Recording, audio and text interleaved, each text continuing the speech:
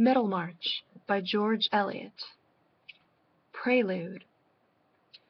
Who that cares much to know the history of man, and how the mysterious mixture behaves under the varying experiments of time, has not dwelt, at least briefly, on the life of Saint Teresa, has not smiled with some gentleness at the thought of the little girl walking forth one morning, hand in hand with her still smaller brother, to go and seek martyrdom in the country of the Moors.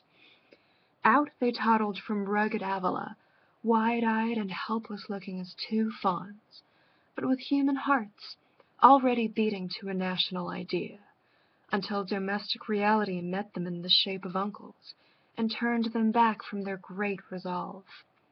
That child pilgrimage was a fit beginning. Teresa's passionate ideal nature demanded an epic life. What were many-volumed romances of chivalry and the social conquests of a brilliant girl to her? Her flame quickly burned up that light fuel, and, fed from within, soared after some illimitable satisfaction, some object which would never justify weariness, which would reconcile self-despair with the rapturous consciousness of life beyond self. She found her epos in the reform of a religious order. That Spanish woman who lived 300 years ago was certainly not the last of her kind. Many Teresas have been born who found for themselves no epic life wherein there was a constant unfolding of far resonant action.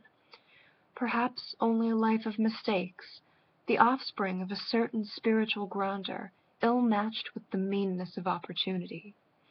Perhaps a tragic failure, which found no sacred poet and sank unwept into oblivion.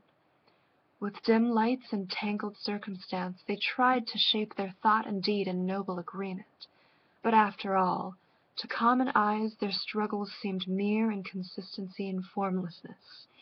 For these later-born Teresas were helped by no coherent social faith and order, which could perform the function of knowledge for the ardently willing soul.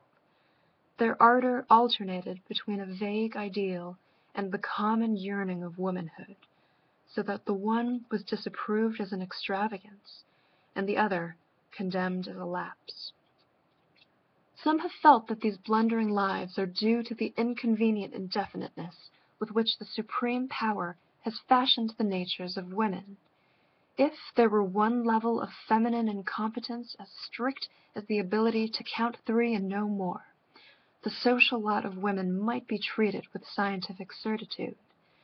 Meanwhile, the indefiniteness remains, and the limits of variation are really much wider than anyone would imagine from the sameness of women's coiffure and the favorite love stories in prose and verse. Here and there a cygnet is reared uneasily among the ducklings in the brown pond, and never finds the living stream in fellowship with its own oary-footed kind. Here and there is born a Saint Teresa, foundress of nothing, whose loving heartbeats and sobs after an unattained goodness tremble off, and are dispersed among hindrances, instead of centering in some long recognizable deed.